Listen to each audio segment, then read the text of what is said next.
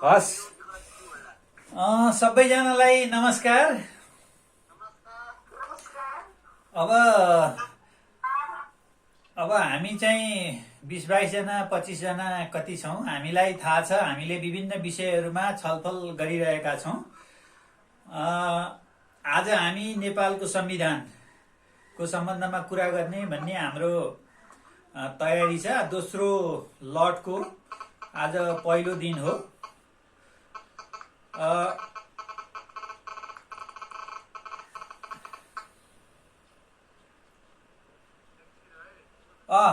मैले अनम्युट गरेँ, आयो?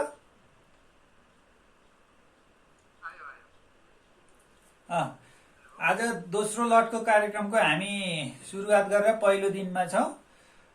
हामी चाहिँ हजुर केही छ रामनाथ सर?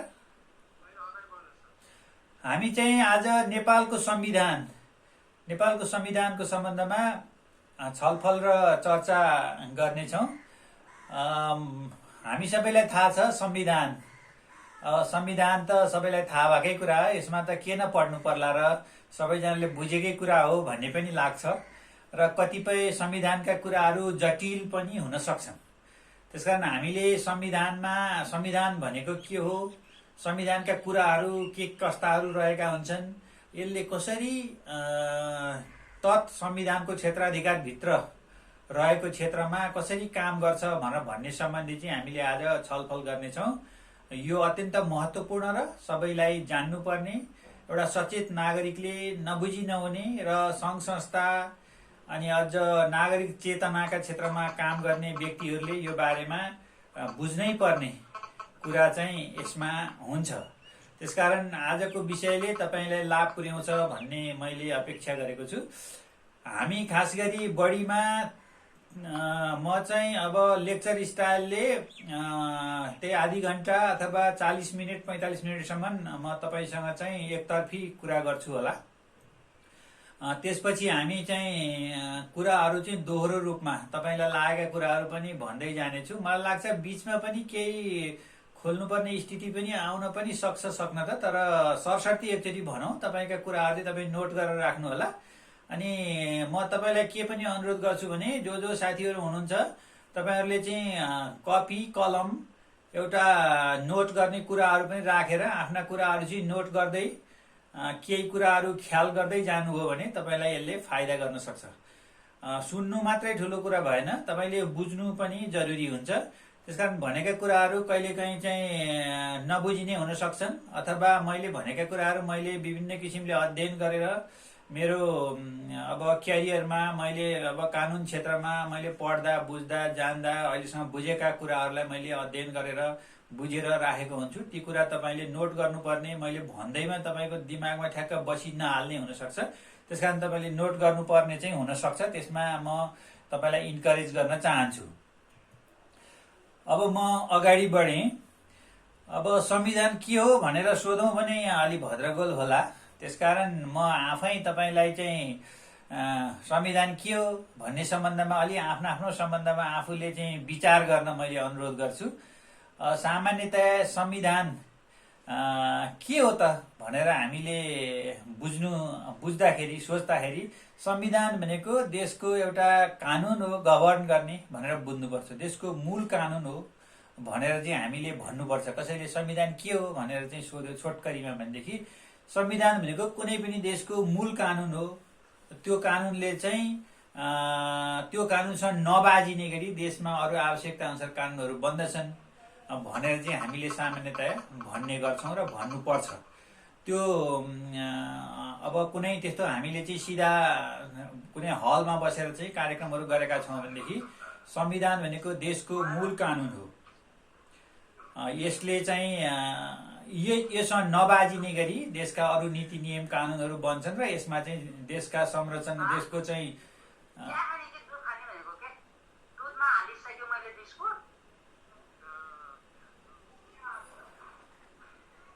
त्यहाँ म्युट गर्ने व्यवस्था मिलाइदिनु पर्यो यो नोइजहरूलाई।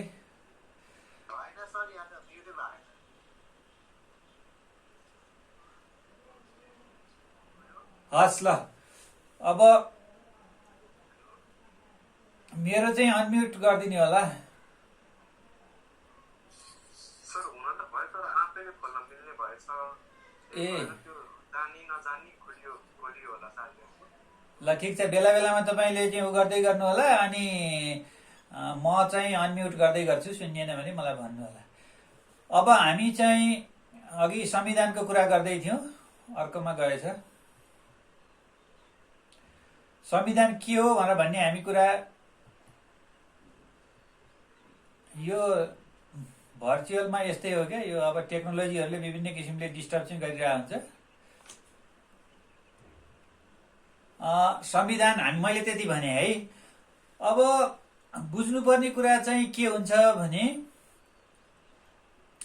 रामनारायण सरले सङ्केत गर्नु होला है तपाईँले हातले सङ्केत गरे नि म तपाईँलाई देखिरहेको तपाईँलाई हेरिरहेको छु मैले केही बुझिएन गरेन भनेदेखि अथवा केही म्युटहरू साउन्ड आएन भने मलाई सङ्केत गर्नु होला मैले तपाईँलाई भिडियोमा नि हेरिरहेको छु ओके ल ठिक छ भन्नुभएको छ अब बाई नेचर अथवा प्रकृतिले नै मानिस चाहिँ पोलिटिकल प्राणी हो राजनीतिक प्राणी हो भनेर चाहिँ एकदम पुरानो समयमा पहिल्यै अथवा यो हाम्रो मानव सभ्यताको इतिहास लेखन हुने बेलातिर ईसा पूर्व भन्छ नि यो ईसा भनेको अहिले 2020 भयो इस्वीको त्योभन्दा पनि 300-400 वर्ष अगाडि यो प्लेटो एरिस्टोटल यिनीहरूले नै यो मान्छे चाहिँ पोलिटिकल प्राणी हो भनेर व्याख्या गरेको र पोलिटिक्समा मान्छेको चाहिँ निकै चासो हुन्छ मान्छेको एसेन्स भनेको चाहिँ जसरी बाघको एसेन्स के हो भन्दा बाघको एसेन्स चाहिँ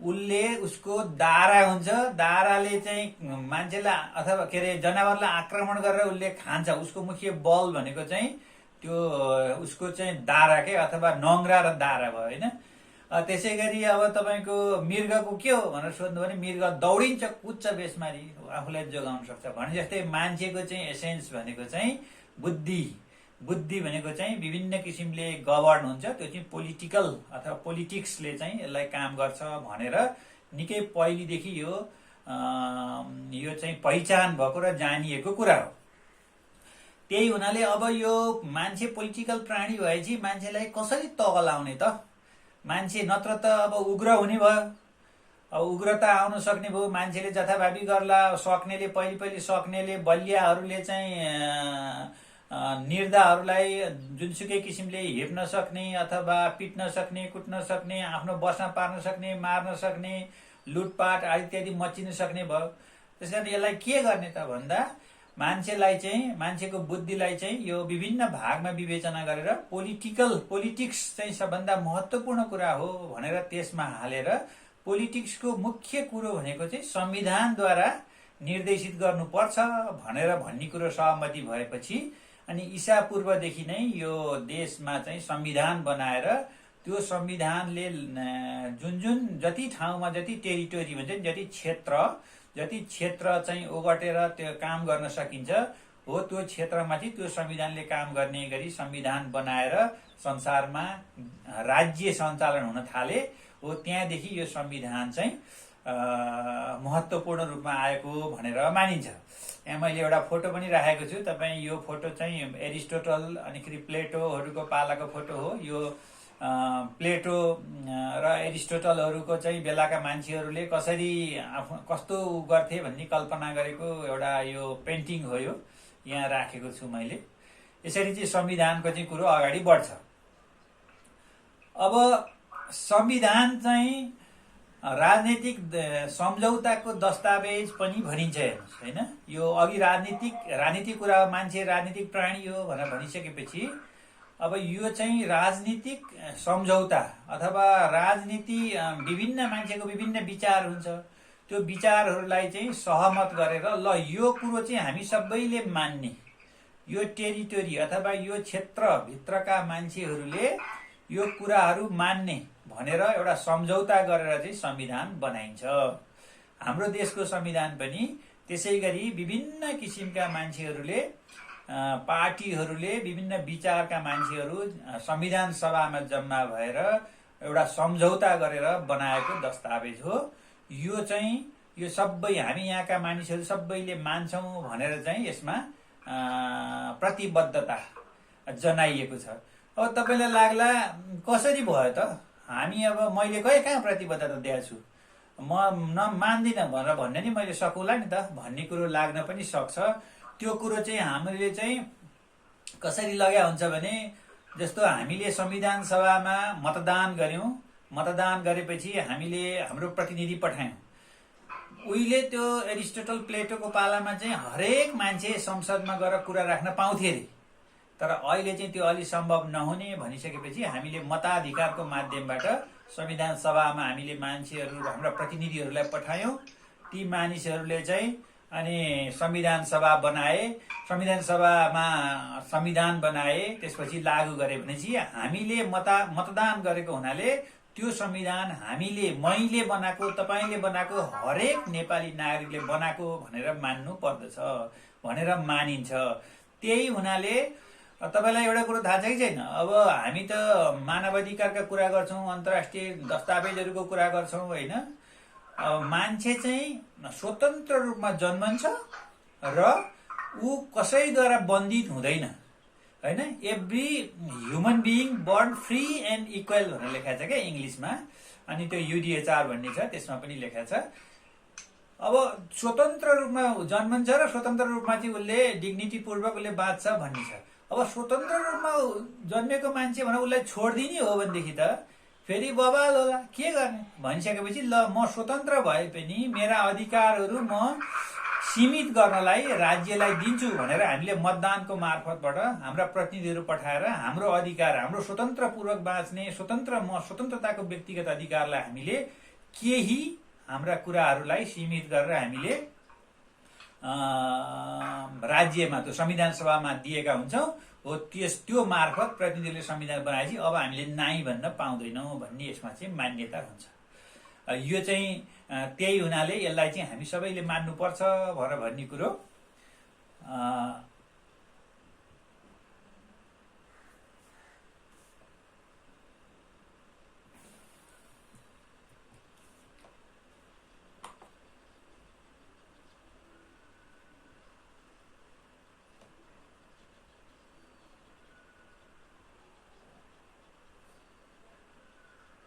अब के हुँदो रहेछ भने नि, तपाईँहरूले हल्ला गर्नुभयो भने हामीले अस्तिदेखि टेक्नोलोजीको बारेमा यत्रो सिकाइरहेछौँ होइन, हामीले भनिरहेछौँ टेक्नोलोजी कसरी प्रयोग गर्ने भनेर। अब संविधानको कुरा गर्न थालिसक्यौँ। तपाईँले त ख्याल गर्नु पर्यो नि त, आफूलाई अनुशासित पनि बनाउनु पर्यो। यसरी जथाभावी अब साउन्डहरू त्यसरी डिस्टर्ब हुने गरी, अरूलाई डिस्टर्ब हुने गरी निकाल्नु पनि भएन। त्यो कुरो चाहिँ ख्याल गर्नु पर्यो है सबैजनाले।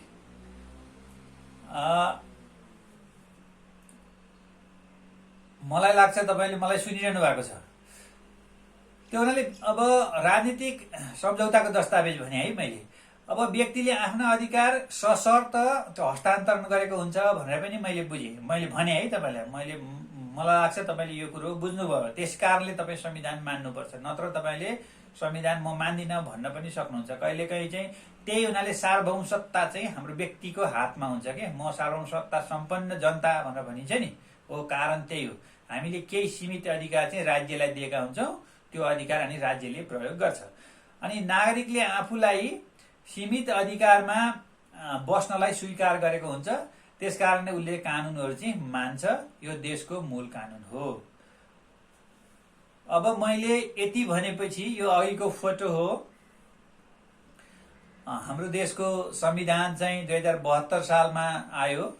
72 सालमा आएको संविधान सभाले बनायो। अघि पनि मैले केही चर्चा गरिसकेँ। अब त्यतिखेरको यो फोटो हो। यो फोटो हामीले जताततै पाउन सक्छौँ, गुगलमा पाउन सक्छौँ, जहाँसुकै यो कुराहरू हुन्छ।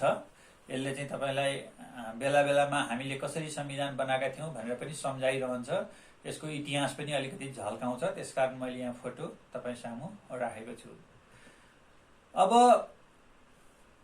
संविधानमा चाहिँ संविधान के हो त, यसमा कसरी यसको अब पृष्ठभूमि अलिकति के छ, कहाँबाट सुरु हो भन्ने कुरो पनि जान्नु जरुरी छ। तपाईँले थाहा हुनुपर्छ। यो चाहिँ मैले इङ्ग्लिस स्लाइड भए पनि त्यति नबुझ्ने केही छैन। यहाँ गुगलमा एउटा फोटो छ अनि मैले यो यहाँ ट्याक्क राख्दैछु। यो चाहिँ असोज 3 गते 2072 साल असोज 3 गते चाहिँ यो संविधान नेपालमा लागू भएको छ। तपाईँ हुन त यो 2072 सालमा भएको हो भन्ने कुरो यो चाहिँ तपाईँलाई विभिन्न ठाउँमा काम लाग्न सक्छ। तपाईँले यो नोट गरेर यसो दिमागमा मनलाई चाहिँ सम्झिए है मन भनेर आदेश दिनुपर्छ। अनि असोज 3 गते कसैको बर्थडे परे हुनसक्छ, कहिले के भए हुनसक्छ, ठ्याक्क त्योसँग लिङ्क गर्नुभयो तपाईँले आफ्नो आफ्नो तरिकाले पनि तपाईँ सम्झिनुहुन्छ नेपालमा संविधान कहिले आएको छ भन्दा 3 असोज 2072 भनेर। अनिखेरि यो चाहिँ यसले चाहिँ अन्तरिम संविधान 2063 मा आएको अन्तरिम संविधानलाई रिप्लेस गरेको हो भनेको त्यसलाई विस्थापित गरेर यो संविधान चाहिँ आएको हो भनेर भन्ने कुरो चाहिँ बुझ्नुपर्छ। त्योभन्दा पहिले हामीले 2063 सालको अन्तरिम संविधान अनि अलिअलि हामीले के पनि ख्याल गर्नुपर्छ भने 47 सालमा अर्को बनेको संविधान थियो नेपालको, अर्को संविधान नेपाल अधिराज्यको संविधान भनिन्थ्यो। त्योभन्दा अगाडि पनि हाम्रो देशमा चाहिँ धेरैवटा संविधान बनिसकेका छन्। त्यो मध्ये यो सबभन्दा पछिल्लो र संविधान सभाले बनाएको संविधान चाहिँ यो हो। अब यो संविधानले चाहिँ संघीय गणतन्त्रात्मक अवस्थालाई चाहिँ मानेको छ। इतिहासमै संघीय गणतन्त्र अथवा गणतान्त्रिक व्यवस्थालाई चाहिँ यसले स्वीकार गरेको छ, यसले चाहिँ अंगीकार गरेको छ। त्यो काम अहिले चाहिँ गरिरहेको यसले चाहिँ पाइन्छ। अनि यो चाहिँ खास गरी जनता, यसको सत्ता अथवा यसको पावर चाहिँ जनतामा निहित छ, सार्वभौम सत्ता चाहिँ जनतामा निहित छ भनेर चाहिँ यसले भन्छ।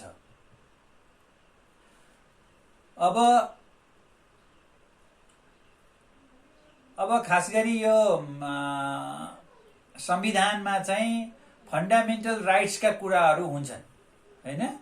फन्डामेन्टल राइट्स भनेको चाहिँ मौलिक अधिकार, मौलिक अथवा नैसर्गिक मान्छेका चाहिँ हामीले मानिसले प्राप्त गर्ने विभिन्न अधिकारहरू मध्ये केही प्राकृतिक, अधिकांश प्राकृतिक अधिकारहरू चाहिँ व्यक्तिसँग कायम हुन्छ, तर केही कुराहरू चाहिँ स्टेटलाई हामीले दिएका थियौँ नि त्यो संविधान बनाउनको लागि भनेर हो। त्यही अनुसार चाहिँ स्टेटले हामीसँग लिएका अधिकारहरू प्रयोग गरेर अनि अब उसले चाहिँ ल यो चाहिँ नागरिकका मुख्य अधिकारहरू हुन्, यी अधिकारहरू चाहिँ तिमीले चाहिँ नागरिकहरूले राज्यलाई दिएपछि राज्यले फेरि यसरी प्रयोग गर्नुपर्छ भनेर व्यवस्थित रूपमा चाहिँ संविधानमा व्याख्या गरेको हुन्छ।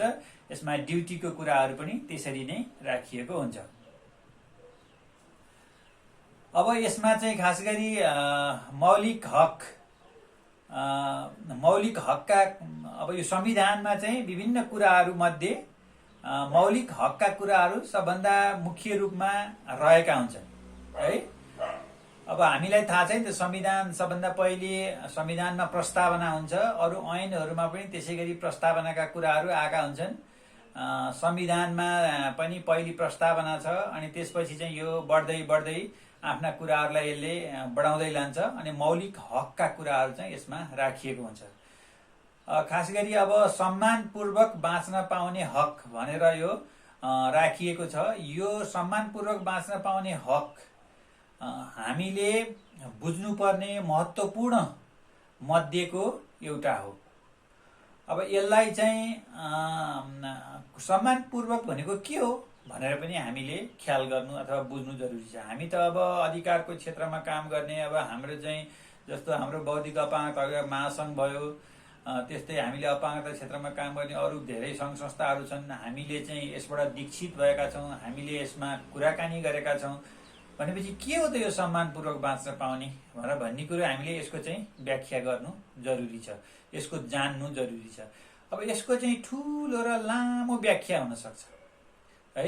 यो संविधानमा भएका कुराहरूका सम्मानपूर्वक बाँच्न पाउने हकको चाहिँ ठुलो र लामो व्याख्या हुन सक्छ।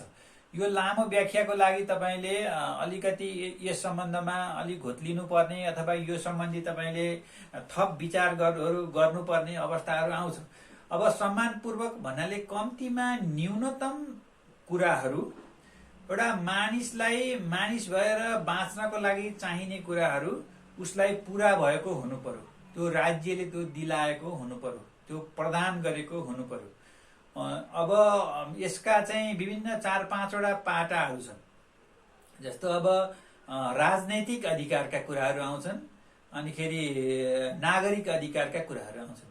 अब राजनीतिक अधिकार भनेर भनिसकेपछि हाम्रो चाहिँ अब राजनीतिसँग सम्बन्धी अघि हामीले भन्यौँ नि, मानिस त राजनीतिक प्राणी हो। राजनीतिक प्राणी भएको कारणले उसले चाहिँ विभिन्न किसिमका राजनीतिक गतिविधिहरू सञ्चालन गर्न पाउनुपर्छ।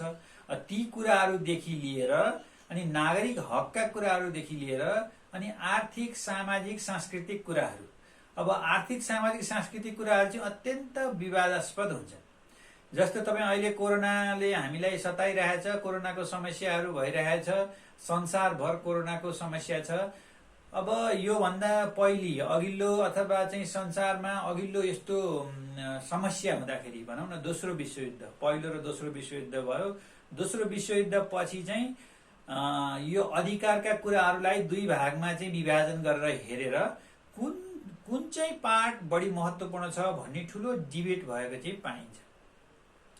अब यसलाई दुई भाग कसरी बाँडेछ भने के अरे राजनीतिक र यो नागरिक हक, सिभिल एन्ड पोलिटिकल राइट्सलाई चाहिँ एक भागमा राखेको पाइन्छ, अनि आर्थिक सामाजिक र सांस्कृतिक यो तीनवटा पाटोलाई चाहिँ अर्को भागमा राखेको पाइन्छ।